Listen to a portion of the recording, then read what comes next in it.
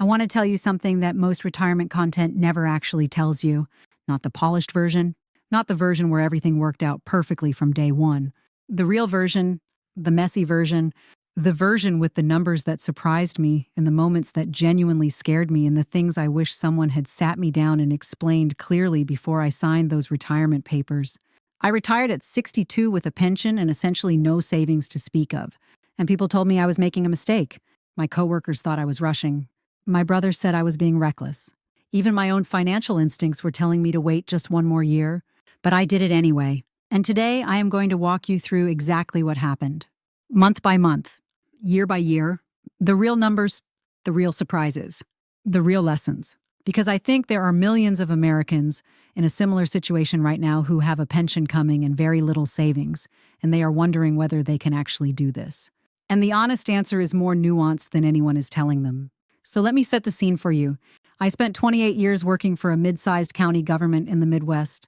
Not glamorous work, not high-paying work, but steady work with a defined benefit pension plan that had been building the entire time I was there. When I left at 62, my pension came out to $2,840 per month. That is $34,080 per year in guaranteed income that would arrive every single month for the rest of my life, regardless of what the stock market did, regardless of what inflation did, regardless of what Washington decided to do or not do with Social Security.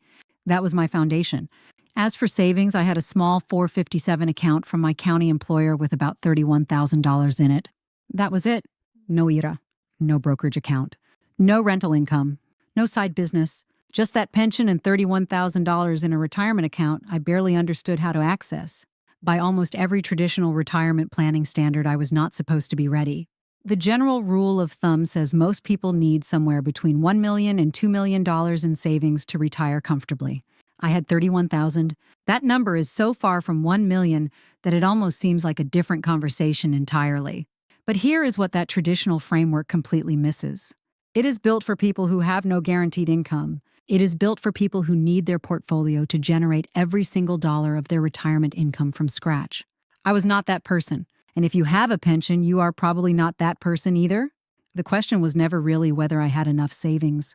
The question was whether my guaranteed income was enough to cover my actual life. And answering that question honestly required me to do something most people avoid. I had to look at my real monthly expenses with complete honesty and zero rounding in my favor. So here is what my actual monthly budget looked like when I retired. My mortgage was paid off. That was the single most important financial decision of my working life, and I want to say that clearly. I made extra payments every chance I got starting in my late 40s because I knew I was going to retire early, and I knew a paid-off home was going to be the difference between being able to do it and not. My monthly expenses when I retired broke down like this. Utilities, including electric, gas, water, and internet, came to roughly $290 a month. Groceries for two people ran about $480. Car insurance for two vehicles was $210. Property taxes averaged out to about $340 a month when I spread them over the year. Basic subscriptions and personal care and household supplies came to another $175. And then there was the big one that I will address in detail in just a moment, health insurance. So before health insurance, my total fixed monthly expenses were approximately $1,495. My pension was $2,840. That left me $1,345 every single month as a cushion before health insurance even entered the picture. On paper, that looked manageable. In real life, it turned out to be both more and less manageable than I expected, depending on the month and the year. Now let me talk about the thing that nobody prepares you for adequately when you retire at 62, healthcare. Because this was the piece that genuinely blindsided me more than anything else in this entire experience. And I want to give you the real numbers because the real numbers are sobering. When you retire at 62, you are 3 full years away from Medicare eligibility. Medicare does not start until 65. That is just the law. So for 3 years, you are on your own for health insurance. I had 3 options. Option 1 was COBRA. COBRA would have let me keep my existing county employee health plan, but I would have been paying the full premium, including the portion my employer had been paying all along, plus a 2% administrative fee. When I ran that number, it came to $1,127 per month for just myself. That was completely off the table. Option 2 was the ACA Marketplace. The Affordable Care Act lets you buy private insurance through healthcare.gov, And depending on your income, you may qualify for subsidies that reduce the cost significantly. Here is where my pension created a complication I had not fully anticipated. My pension income of $34,080 per year counted as income for subsidy calculation purposes. And in 2026, the enhanced subsidies that had been available under the American Rescue Plan expired. Congress did not extend them, so the subsidy cliff came back hard.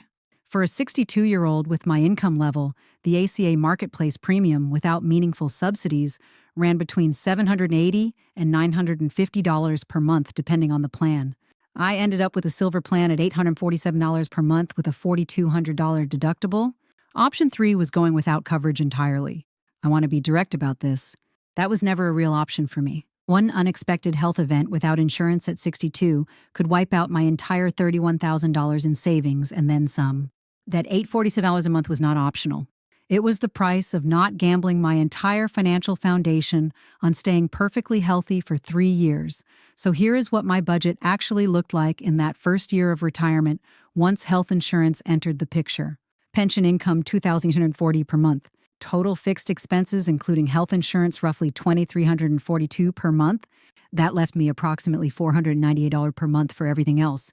Gas for the cars, eating out occasionally, gifts, a small vacation, car repairs, home maintenance, unexpected expenses, $498. That is not a lot of room. And in the first year, there were months where it felt genuinely tight.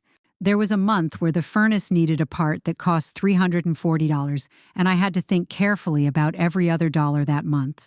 There was a month where one of the cars needed new tires, and I drew $600 from that $31,000 account, feeling deeply uncomfortable about it, because emotionally, that account felt like my emergency parachute, and every withdrawal from it felt like one fewer pull of the ripcord. But here is the thing that started to shift my thinking over those first 12 months. Nothing catastrophic happened. The pension check arrived every single month without fail. It did not care about the stock market dropping. It did not care about inflation headlines. It did not care about whatever was happening in Washington. It arrived every month like clockwork. And that consistency started to do something to my psychology that I did not expect. It started to calm me down. By the end of year 1, I had drawn about $3,200 from my savings account for various unexpected expenses. My remaining savings balance was around $27,800. That felt uncomfortable, but it was not a crisis. And I had learned something important in that first year. My actual spending was predictable in a way my fears had told me it would not be. The big, scary, unexpected expenses were real, but they were manageable. The baseline was stable. Year 2 brought 2 changes that improved things meaningfully. First, I started doing very light consulting work for a nonprofit in my field. Nothing demanding, maybe 8 to 10 hours a week maximum. That brought in roughly $800 per month of additional income. I want to be clear that this was not a plan. I did not retire at 62 with a consulting side hustle already lined up. A former colleague reached out and I said yes because the work was genuinely interesting, not because I felt financially desperate. But that $800 made a real difference.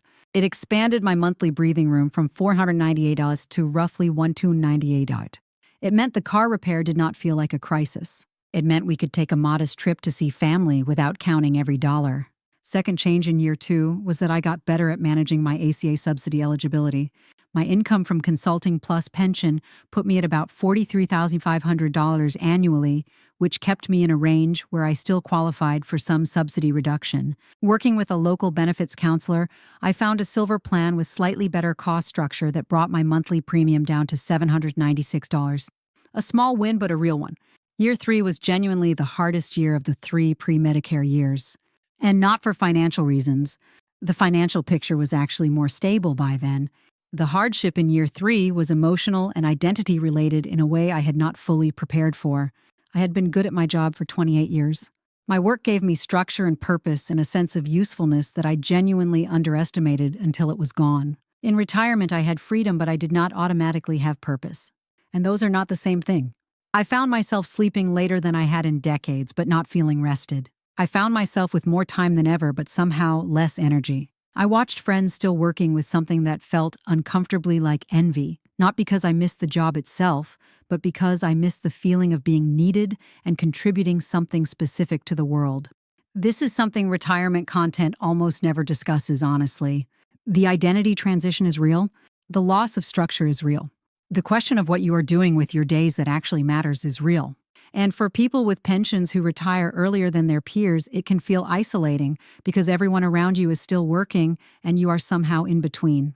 Not done enough to feel the full satisfaction of traditional retirement, but not working enough to feel the full satisfaction of a career. I want to say this directly because I think it is important. If you are planning to retire early with a pension, you need a plan for your days just as much as you need a plan for your dollars. What are you going to do? What community are you going to be part of? Where is your sense of purpose going to come from? These questions do not answer themselves. Now, let me tell you what happened when I turned 65 and Medicare kicked in, because this is where things genuinely changed. The moment I transitioned off the ACA marketplace and onto Medicare Part A and Part B, the financial picture improved in a significant way. My Medicare Part B premium in 2026 is $202.90 per month. I chose a Medigap Plan G to supplement it, which runs me $148 per month for my age and location. And I added a Part D drug plan for $31 per month. Total Medicare-related spending is $381.90 per month compared to the $847 I had been paying on the ACA marketplace. That is a difference of $465 per month, nearly $5,600 per year back in my pocket. And the coverage is genuinely better in terms of provider access and predictability. That shift at 65 was one of the most tangible financial improvements of my entire retirement experience. My monthly breathing room went from roughly $498 pre-consulting to something that now feels genuinely comfortable. And at 65, I also made my Social Security claiming decision. And this is where I want to be very honest with you because I made a choice that not everyone would agree with. I claimed Social Security at 65, not at 70. Many financial advisors would tell me I should have waited until 70 to maximize my benefit. At 65, my monthly Social Security benefit is $1,640. Had I waited until 70, it would have been approximately $2,040. That is $600 more per month. Over a 20-year retirement, that difference is significant. But here is my honest reasoning. My pension plus my Medicare-era expenses gave me a stable foundation that was already comfortable. I did not feel financially desperate, but I also looked honestly at my family health history. My father passed at 71, his brother at 68. My mother's side lived longer, but my father's side tells a different story. And I thought about the break-even math. If I claimed at 65 versus waiting until 70, I needed to live past roughly age 81 or 82 for the delay to pay off in total lifetime dollars. Given my family history, I made the decision to claim at 65. Was it the mathematically optimal choice for someone with a long life expectancy? Probably not. Was it the right choice for my specific situation, given my health history and the fact that my pension already provided a strong income floor? I believe so, and I want you to understand that there is no single right answer on Social Security timing. There is only the right answer for your specific situation. So where do I stand today? My total monthly guaranteed income is now $4,280. That is my pension of $2,840 plus Social Security of $1,640. My total monthly expenses, including Medicare costs, utilities, groceries, property taxes, transportation, and a reasonable amount for personal spending and occasional travel run approximately $3,200. That leaves me roughly $1,180 per month of cushion. My savings account, which was $31,000 when I retired, now sits at about $18,400. It is lower than where I started because I drew from it during those early years. But my monthly cash flow is now genuinely positive, and I have stopped needing to touch it. The account is actually slowly growing again from the small amount of consulting income I still do, purely because I enjoy the work. And that is a version of retirement that I did not fully imagine when I signed those papers at 62. Not wealthy, not luxurious, but stable. Genuinely stable in a way that feels different from anything I experienced during my working years. There is no paycheck that can fail to arrive. There is no employer that can lay me off. There is no stock market crash that can eliminate my income.